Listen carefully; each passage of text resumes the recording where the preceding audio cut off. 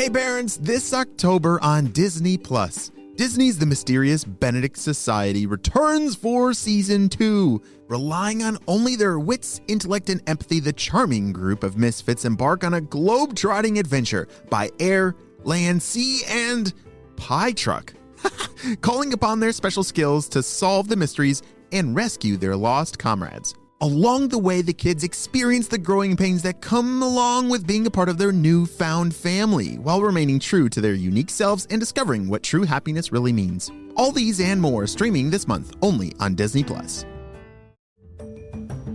Hello, Critter Protectors, Mr. Jim here, and welcome to Kids Animal Stories, a place where there's always a mystery and adventure around every single corner. If you love critters of all shapes and sizes, I need you on our Critter Protector team. Join our adventure as we learn about critters from around the world and in our backyards. Well, my friends, are you ready for today's adventure? Me too, let's go!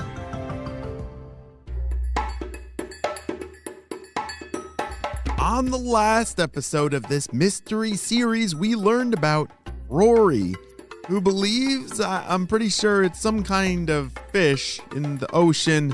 Not exactly sure who Rory is yet, but you gotta make sure that you listen to part 1 to hear those clues. Rory, a member of the Grand Central Station Reef, just spent the day welcoming new members to her school. She showed them around, heard about their crazy journey, and how they needed to use their toxic tails against predators. Rory had shown them the best places to eat algae, and they all got settled down in their beautiful home of Cauliflower Reef. As soon as Rory's family members came home to meet Eli, James, Allie, and Amelia, somebody set off a terrible chain of color-changing mess. Rory was left out with no other choice but to change as well. But she needed to know who was stressed out to begin with. Ah, that's an interesting clue. Yes, stress. Stress is what makes these amazing critters change color. Their mood can affect their coloring. When they're normally blue with yellow fins, this means they're happy. But if something scares them, or makes them worried or upset, they change to a deep, dark purple. Whew. Okay, good. It's not purple ninjas involved. We can cross that off the list. All these members of Rory's group must have gotten scared when they saw the others changing color. It was like a chain effect. Wow, can you imagine if you started feeling a certain emotion, or you felt scared or worried, that you just turn bright purple all of a sudden? That would be pretty hilarious. Or what color? Think of a big emotion, maybe funny. Like whenever you felt funny, you turn some color. What color would you turn if you were super, super funny all of a sudden? That would be hilarious. Excuse me, I need to know what is making everyone so upset. Rory said as she frantically swam around. She bumped into some, asked others if they knew, but couldn't find any answers. After searching for quite some time, she spotted Milo. He was with the newcomers, and they were all huddled together. Oh, Milo, I'm glad I found you.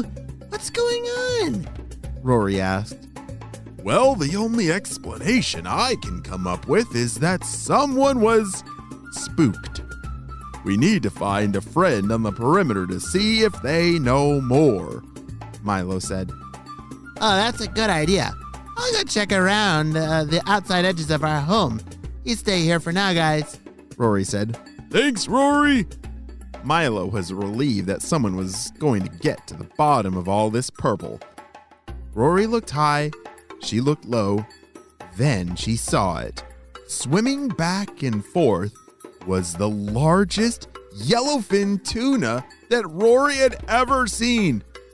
Whoa, it was close to 6 feet long. Tunas are not to be messed with because They are a large predator of Rory's species. These tuna have to keep on swimming to stay alive, so it swam back and forth, back and forth. Rory knew it was looking for something to eat, which was so terrifying. Just below the tuna, Rory could see one small blue blob laying completely still. If she didn't know any better, she would have thought the little fish was dead, but she knew it was a trick.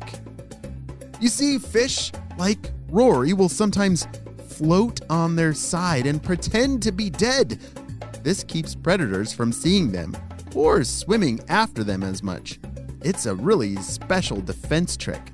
Rory watched from her same spot, motionless. If she moved at all, she might catch the tuna's attention, and then she would be in big trouble. Come on, get out of here, big tuna. Rory whispered to herself. She watched and watched, then miraculously, the tuna swam away. The little fish opened one eye, saw it was gone, and swam straight to Rory. Oh, Mia, it's you! Rory said as she realized who that fish was. I was so scared! Mia said as she tried to calm down a little bit. You did the right thing, Mia. That tuna didn't see you at all, Rory said. Even with razor-sharp, venomous barbs on her tail, she would have been no match for such a huge predator. All right, do we have any guesses of what this mystery critter is, Rory and all her friends? I think I might have a guess. Do you have any guesses? What fish has a blue body, yellow tail, and lives in coral reefs? And they also have toxic spines, change color with their mood, play dead. Are you thinking of a word that rhymes with Rory? Yes, like Dory. This critter is called a regal blue tang. It's a fish that's a part of the sturgeon family. They can be found in coral reefs throughout the ocean, and they play a major part in helping coral stay clean and algae free. Remember that fun blue fish? Just keep swimming, just keep swimming. Yeah, that's who these fish are. Well, both regal blue tangs headed back to their school of other surgeonfish. Rory went to Milo and the new friends to tell them the whole story about the tuna. Mia told everyone else. As the fish all settled down for the night in their cozy cauliflower coral, they couldn't help but be very thankful that they had so many defenses against predators in the big blue ocean. And that was about time when they changed back to their normal bright blue color. The end. We'll be right back to talk more about this adventure after a word from our sponsor. Great job, you listened all the way to the end. All right, my critter protectors, how are we doing today? Well, I hope you're doing fantastic. If this is your first time hanging out with us, welcome. We love critters of all shapes and sizes, and so it's our job to not only learn about them, but to protect critters, both in our backyards and around the world. I also want to invite you into a challenge, a story challenge. Parents, audio stories have been amazing in helping reduce screen time and increase imagination. So listen to stories along with us for 5 days in a row and watch something magic happen with your imagination. I will see you on our next adventure. Bye!